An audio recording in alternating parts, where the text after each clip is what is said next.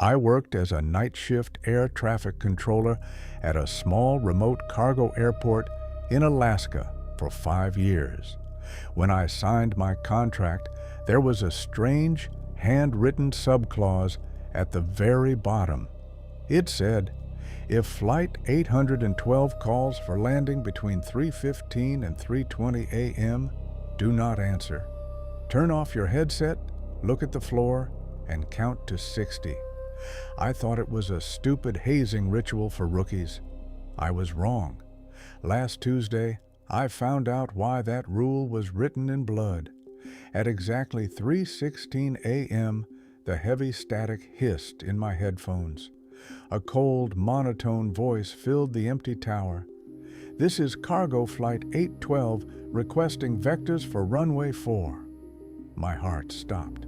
I looked at my main radar screen. The sky was completely empty. There was no physical transponder signal, no metallic target, nothing.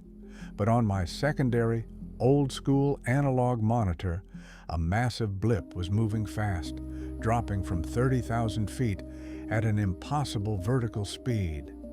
I reached for the radio button to tell them the runway was clear, but my older colleague, Sam, suddenly grabbed my wrist with terrifying force. His face was pale, covered in cold sweat. He whispered, "Don't you dare touch that button. Remember the protocol." He forced me down, and we both stared at the concrete floor in absolute, suffocating silence. Through the massive glass windows of the control tower, we heard it. The roaring, thunderous sound of a massive Boeing engine passing directly overhead. The floor shook. The windows vibrated so hard I thought they would shatter. I could hear the screech of burning rubber hitting the asphalt outside, exactly like a heavy plane touching down. I counted to 60, my hands shaking. When the sound faded, I stood up and looked outside. The runway was completely empty. No plane, no tire marks.